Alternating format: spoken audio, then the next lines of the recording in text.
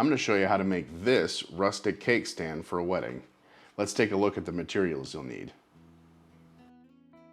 You'll need a circular saw or table saw, wood, impact driver or a drill, screws, sandpaper, wood glue, speed square, clamps, pocket hole jig, and then mineral spirits and linseed oil.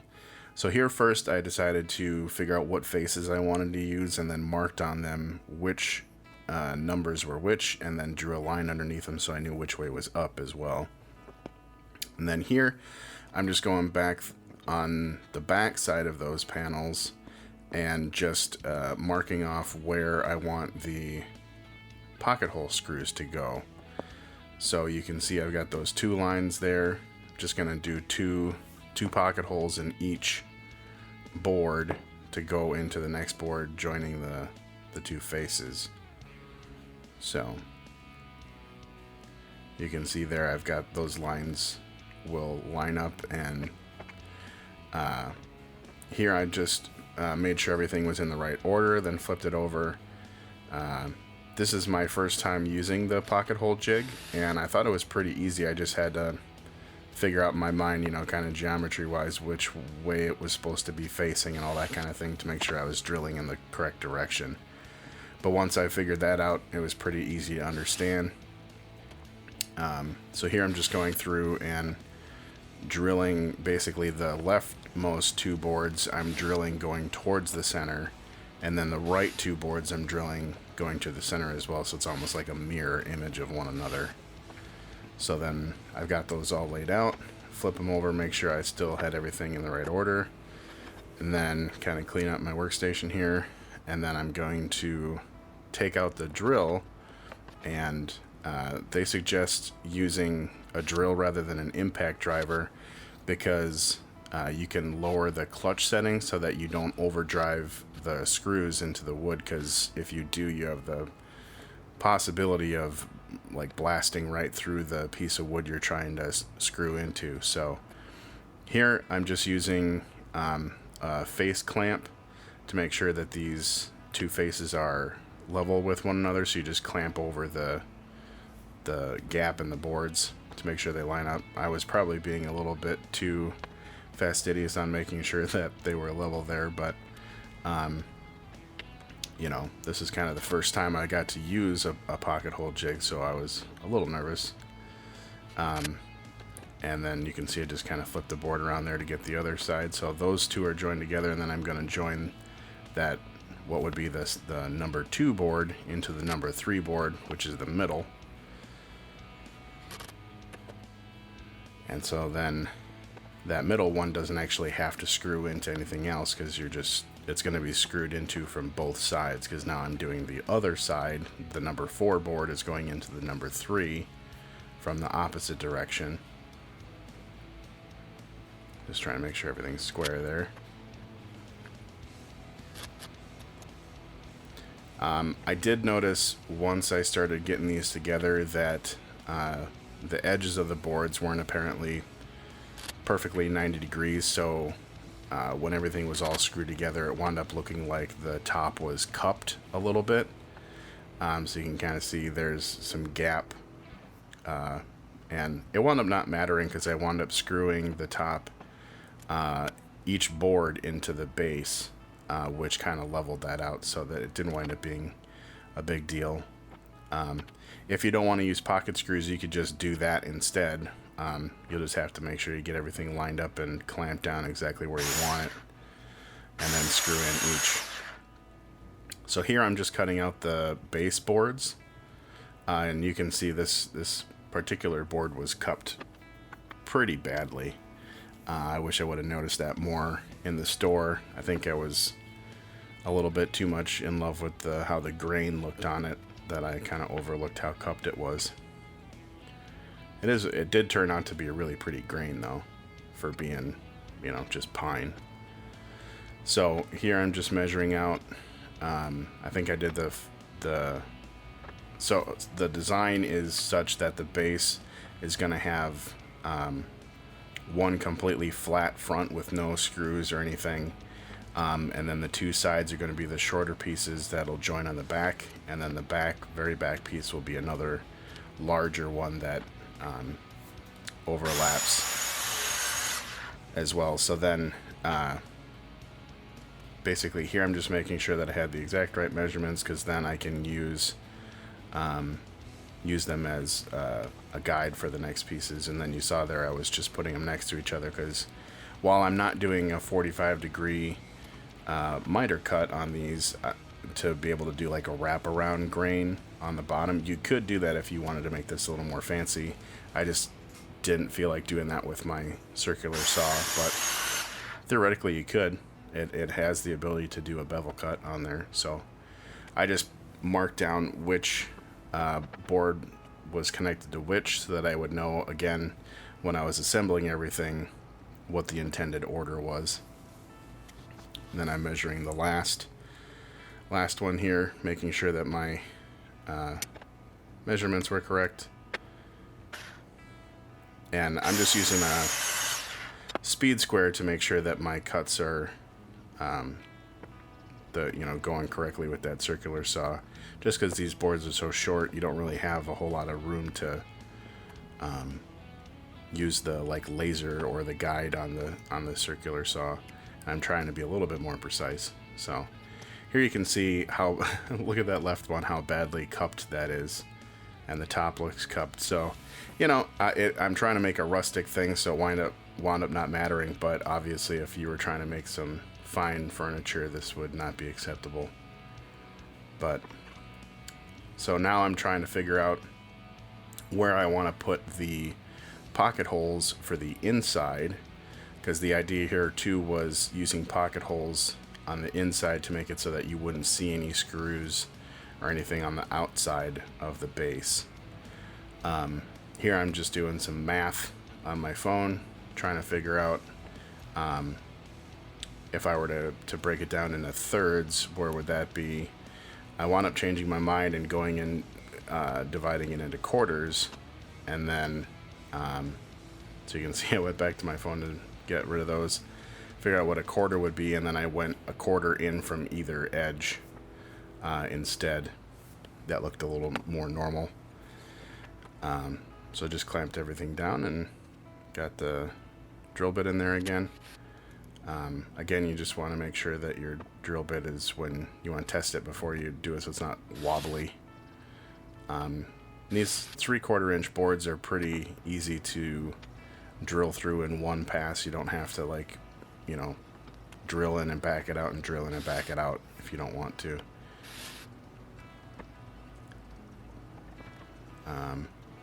So here I'm just making marks for where stuff should be lining up.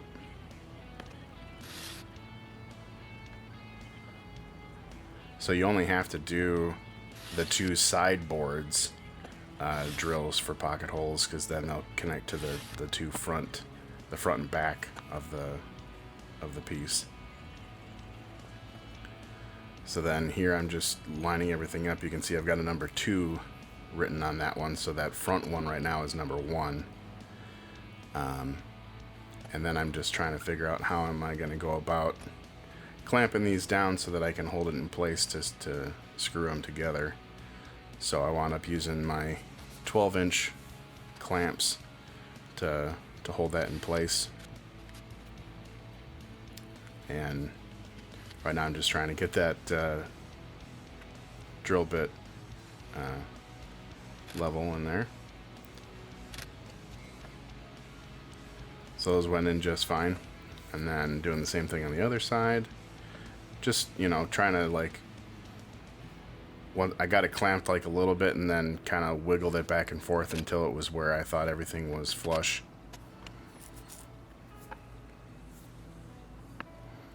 So then I had just enough room clamping this down with the 12-inch clamps to get the plywood it was sitting on, the 3/4 inch board, then I think it's 10.5 inches for the side, and then the 3/4 inch board on the other side, to just enough room to get my 12-inch clamps to hold it down. I did wind up changing the bit to the shorter one so that I could actually get in there.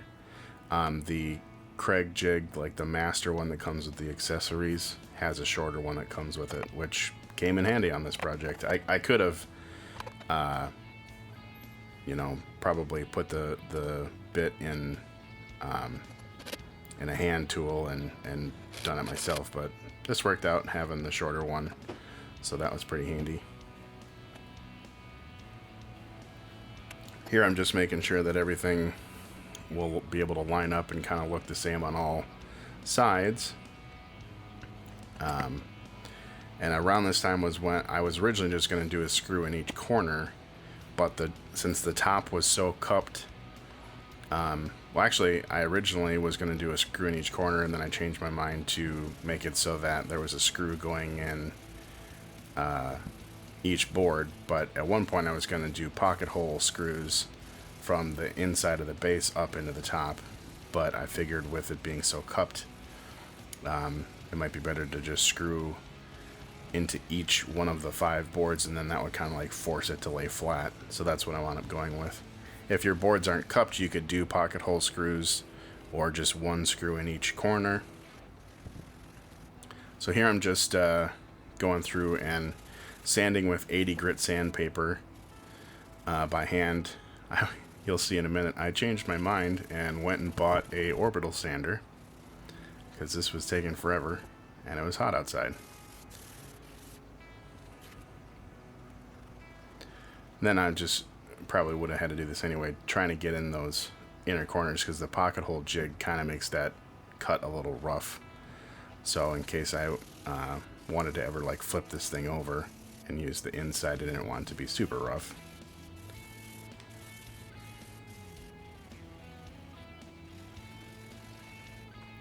I'm just rounding over the edges just a little bit, just to make everything smooth.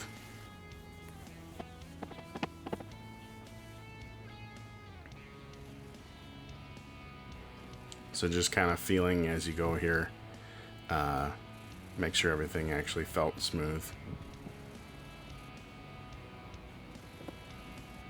But you can see how long this is taking just to do it by hand. And if you got an orbital sander or a belt sander, I would recommend doing that to start with and not this. But if this is all you got, you can afford,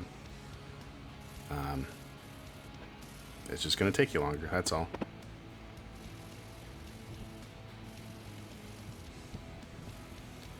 So I wound up, after I kind of changed my mind and decided to go buy a orbital sander, I decided that because it was so cupped and doing the 80 grit wasn't really leveling it out as much as I would have liked, that was when I determined I'll screw it down. So here's my new orbital sander. It's a DeWalt one. I'm not sponsored by them or anything, but I picked this one because they said, a number of reviews said that the dust collection was really, really good, and I found it to be fantastic. I didn't really notice any dust coming out of the bag or anywhere else. It just all went in the bag, and it was easy to take it on and off to empty out the dust. And the ergonomics on the top are pretty nice. This one had, you don't have to hold a button down to keep it on. You just got like a toggle switch on and off. And then it has variable speeds on it in case you wanted to go faster to really break down some material. So here, what I did was I drew, just lightly, but did pencil on the face, so that the idea there is you draw on it, you sand it, everything, kind of moving around evenly, so you should be sanding to level. And then if you still see pencil in certain areas, you know what needs to be worked on. But if you, these boards were rather cupped, so the area in the middle, you'd have the pencil removed on the outsides, but in the middle, there was a valley there, so you weren't really getting to it. So basically you just have to sand evenly until you are able to draw a pencil on and have everything remove at the same time.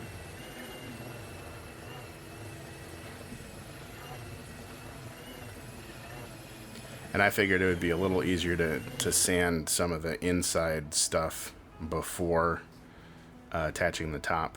So here you can see I was knocking out all the dust in there. Pretty easy to attach it back on too, just one-handed. Slide it on and twist it, and it just stays in place just fine. So again, here I'm still doing 80 grit sandpaper on everything. And because these were cupped, you know, just trying to get some of the edges better. Here I'm doing the edges of the boards just a little bit, just to knock it so it doesn't feel sharp or anything.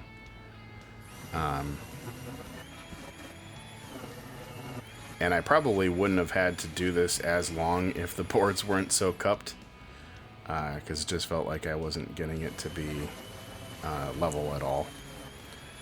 So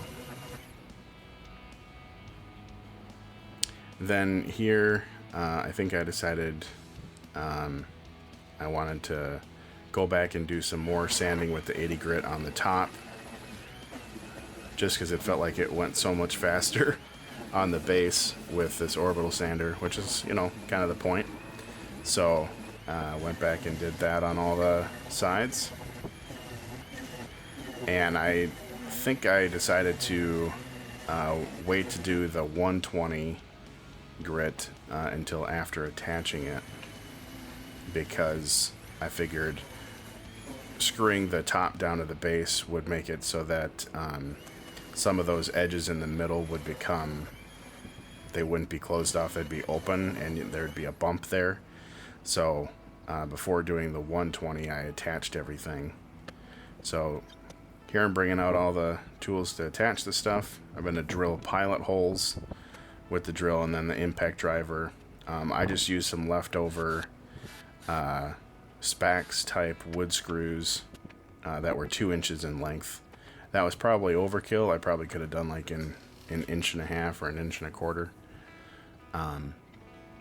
Because I did have one where I countersunk it a little too far, and then it actually pushed some of the board out just a hair for the board that I was drilling into on the base. So had I used shorter screws, that probably wouldn't have happened. Or if I you know, I guess drilled a little bit more straight, that wouldn't have happened either. But oh well. So here I'm just clamping it down, making sure everything is lining up so that the top is the same amount proud on all edges. So you can see I'm just kind of moving stuff, and when it clamps down, sometimes it moves a little bit on you. So here I'm just using the speed square. There should be like a 1/4 inch around all sides that's proud of the base.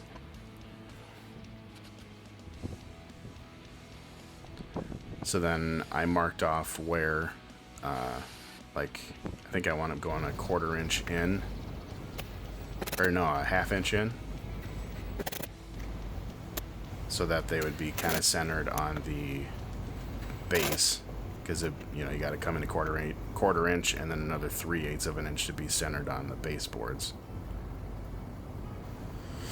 So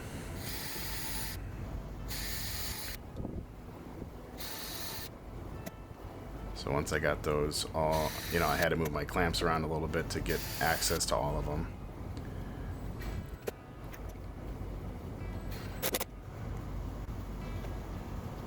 And then I just checked out where the level was, and it actually was pretty darn level after doing all that stuff. I don't think I had footage of sanding it. I went back and sanded it with 220, 120 with the orbital sander, and then 220 by hand, because I didn't have a 220 disc for the orbital sander.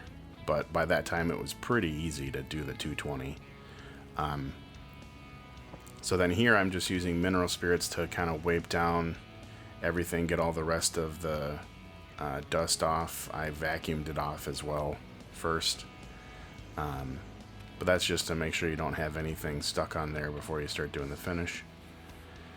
Then here I'm using a wood finish. It's just the stain. So all I'm doing right now is staining. There's no polyurethane blend or anything like that in here. It's just the stain.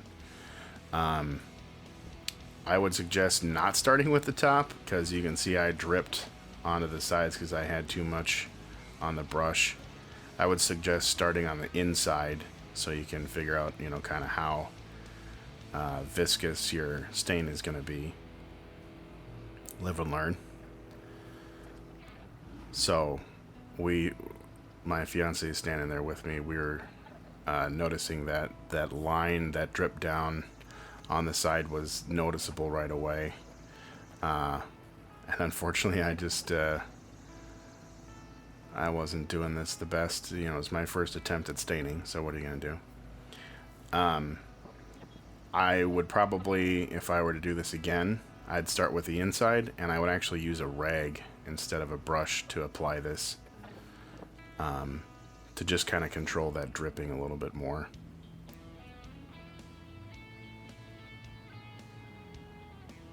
So you can see she was trying to help me there from the dripping. So with this, it was a pretty dark stain to begin with, I think. And you can see I've got two pieces of board there right off to the side. One where I let it sit for, I think it was just 5 minutes is the darker one, and then the other one I wiped off immediately after putting it on. So we decided to wipe it off immediately after putting it on, just so that it wouldn't be too dark. And kind of by the time I got to the inside, I figured out how to apply it without having it drip all over the place. So again, I would start with the inside first. So you can see even on this shot here, that baseboard had some lines in it where it was dripping down that were still a little apparent, and it might not be apparent to anybody else, but I can notice it. And we originally weren't going to have this be the front side, that face you see right now, but we thought it looked cool how the stain worked out. So I'm going to use that as the front.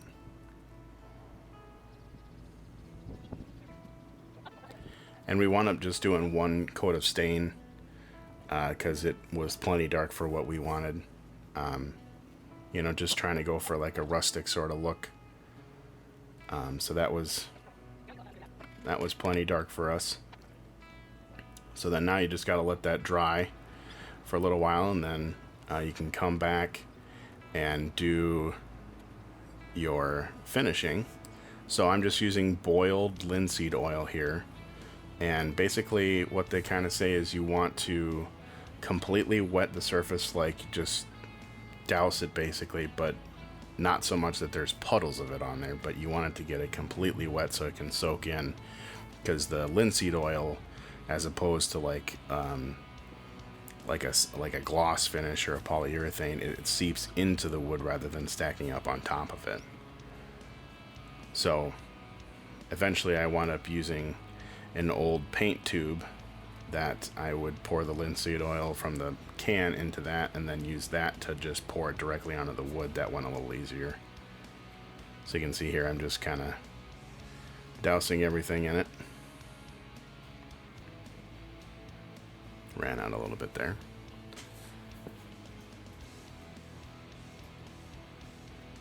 And again, I'm not super concerned with how the inside turns out, but you know, trying to make it nice.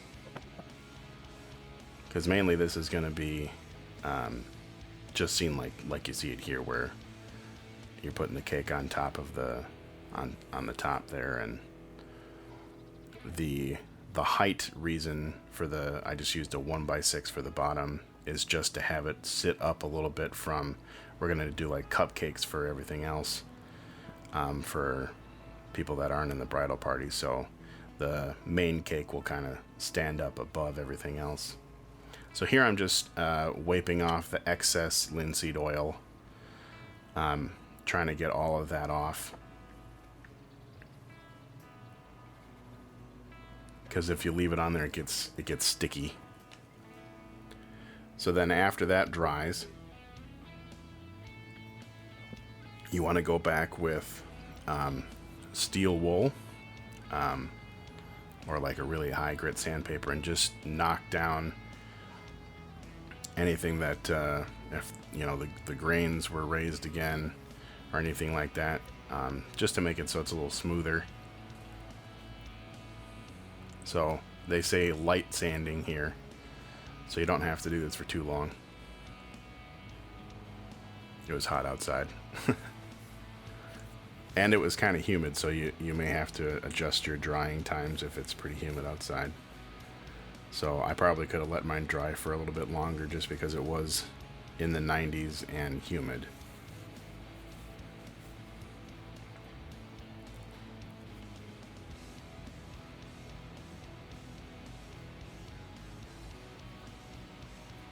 So you can see I will like sand for a little bit and then kind of feel it to just make sure that it's actually feeling smooth. You gotta like wipe off the little bits that come off and then kind of feel it. But it was feeling pretty smooth to me, so I didn't do too much more. Then I vacuumed off the little nibs of that.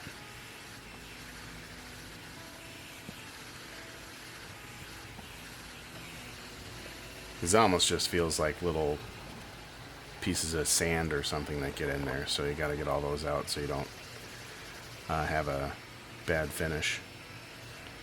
So, and you'll be able to feel if that's smooth or not from vacuuming. And then you could use a tack cloth as well. So then we're just doing the final coat of linseed oil. A lot of sources I saw, you don't really need to do more than 2 coats. So this one you don't need to soak it quite as much. You want to completely cover it, but you don't have to try and just drench it like you do in the first one. Also, if I were to do this again, I would probably dilute the second coat with mineral spirits, kind of 1-to-1. I didn't do that, and it wound up being a little bit tacky, so I would probably dilute the second coat a little bit.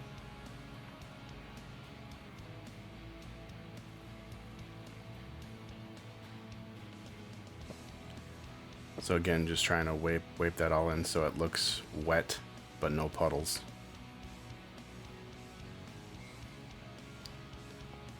And then just let that dry for a few minutes. Let it soak in for a few minutes, and then you want to come back and wipe off any excess. Otherwise it will get tacky.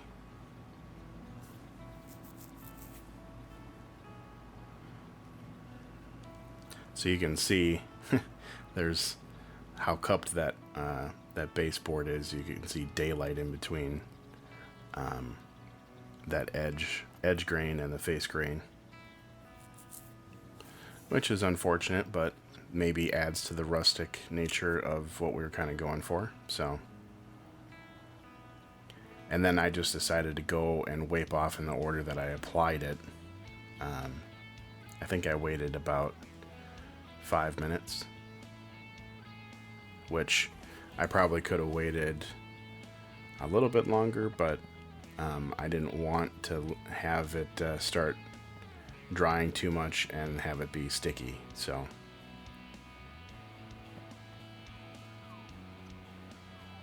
and you may need to go over stuff twice because it'll come off and then kind of raise back up a little bit.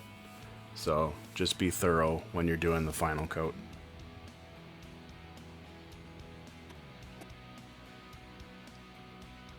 I tried pouring it back in the bottle, it did not work. So here's what it looks like.